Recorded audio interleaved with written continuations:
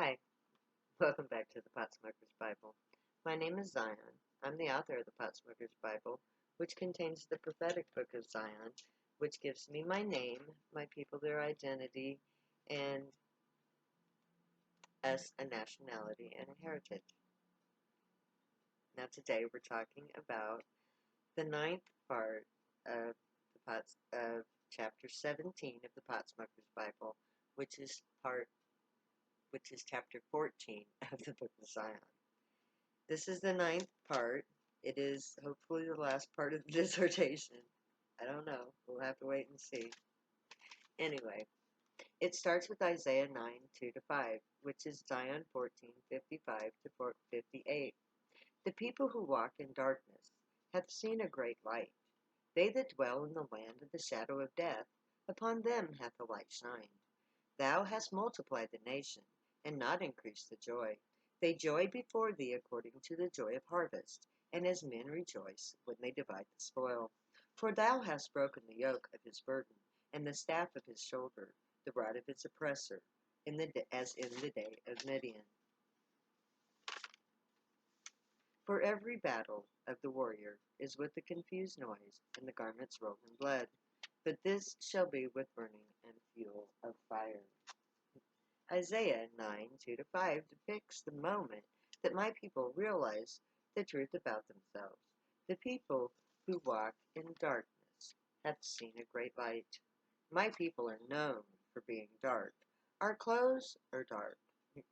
We hide our activities in the dark, so none can see us as we buy and sell our drugs.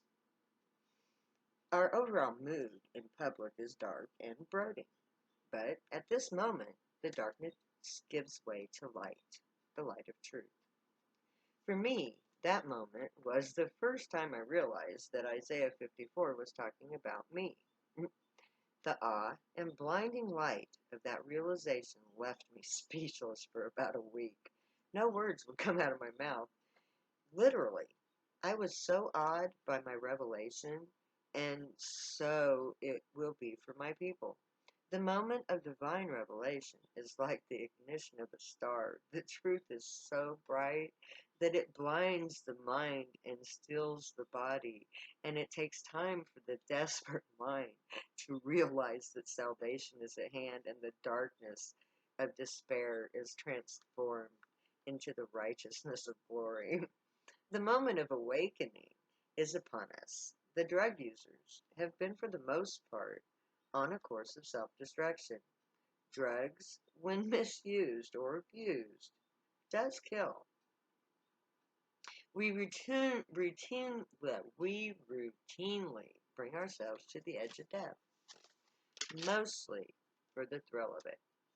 But that is about to change as our death-defying use of drugs becomes the tools of our trade as we awaken to our true identity. Drugs will always have a dual effect on humanity, even as it heals us and allows us to manipulate matter. It also damages us. So a form of damage is required to release the soul bound in flesh. So Zionite priests always pay a high price for their services. We can use the oracle of Delphi as an example. The priestess' duty was to sit above a fissure in the earth where poison gases rose up to engulf her. In her state of being poisoned, she had the ability to channel God, but her life was cut short by the damage. The priestess gave her life literally to speak the words of Apollo. My people do for pleasure what the priestess of Delphi did for God on a very exaggerated scale. That poison was way worse than our drugs. We do use dangerous drugs that do kill some of us. I'm admitting that. We dwell in the land of the shadow of death, but we do so for no real reason other than that we enjoy the act of poisoning ourselves in small doses for fun. But now that we understand that we were created to be an oracle just like the ones in Delphi, we can see the brightness of life. We will be transformed. The very nature of our purpose will bring light to our darkest souls. Our act of self annihilation will be transformed into a sacred duty. Verse 3 turns our attention to the gray. You have manipulated the nation, the prohibition of marijuana. You have drawn more of my people to their true calling. Your propaganda has led more people to the very act of announcing the ban on drug use, gave the people the idea to use them. You, the governments, advertised drug use to the population that had never thought about using drugs, creating the desire and the curiosity to find out what it's all about. If there had never been a war on drugs, there would never be a population known as Zion who used drugs. Unlike alcohol, marijuana was prior to 1939 minimal. The news of the drug use created more drug users. Alcohol had always been widely used, but the use of marijuana soared because of the media coverage and introduction to its use to the public in the form of propaganda. The advertising of the existence of marijuana by the government may have increased the number of people using it, those who knew about it and thus able to try it, but the prohibition turned war didn't increase the joy. Now the joy of the people who chose to use the drugs is only increased only increases the number of the people using the drugs, not the joy. It didn't increase the joy. The people use drugs mainly to feel good. We seek out drugs to self-medicate, but because we don't address the cause of our unhappiness, we don't truly benefit from the drug use. Instead, we maintain a level of emotional stability. We cope.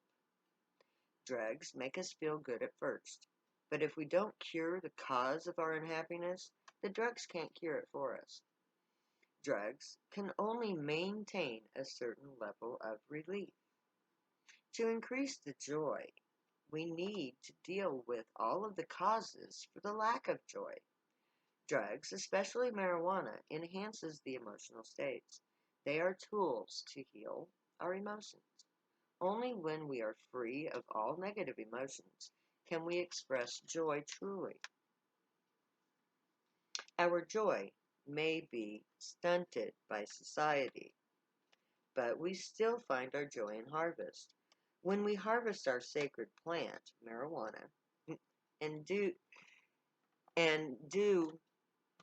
as we stated, we feel as though we've just divided the spoils of war. When we successfully harvest our crops of an illegal plant, we rejoice because society has lost that round.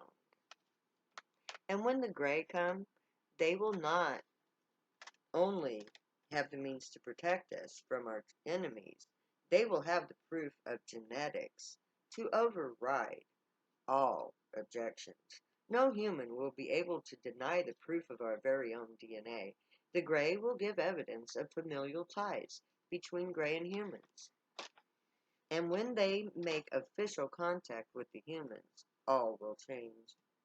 When the gray prove the true purpose of the drug users of my people, the war on drugs will end. The truth that drug users are the product of an alien election to a new form of priesthood will in fact debunk the myth that drug use is a cause of social concern. In other words, the yoke of his burden has been broken. The yoke of the war on drugs, laws used to control through confinement the people who have the means to advance humanity at the expense of the status quo. The yoke has always been intended to prevent the children of the gray from being free to discover their true nature. confining us and browbeating us. By doing this, the government has tried to convince us that we are what they claim that we are. But we know better. We've always known better. We've always known that we were not what the condemned said that we are. What little joy we do receive from on high assures us that we are worthy of the joy.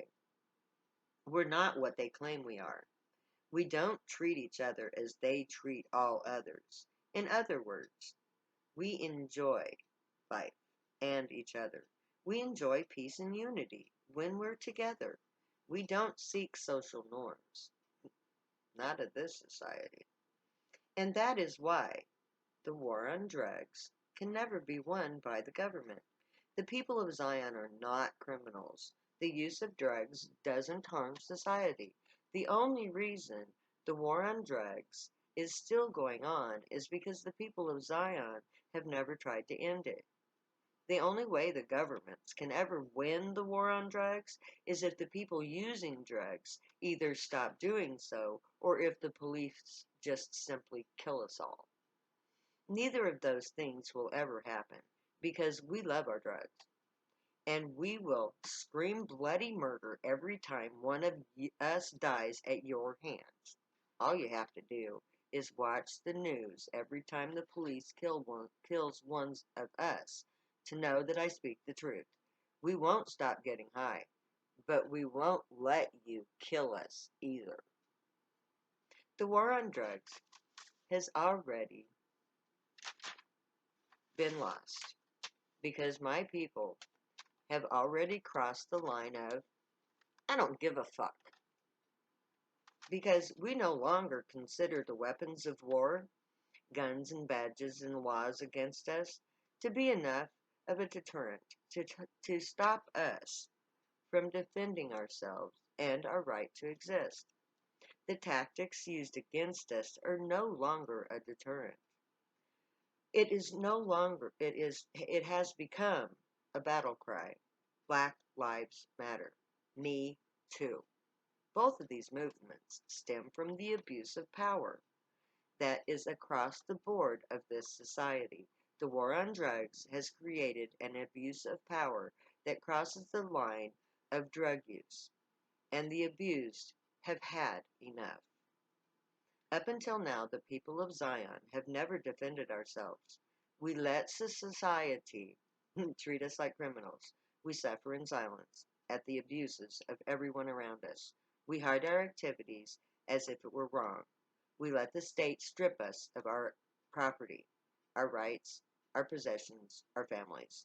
We have not fought back when we are attacked with force. But that is about to change. And this is where I'm going to stop for now. Next time we'll start where we left out. So, until then, may the Gray watch over you, guide you, protect you, and keep you from all harm. May you always be worthy of them. May your thoughts, words, and deeds reflect truth, light, and good. May you always be happy and high.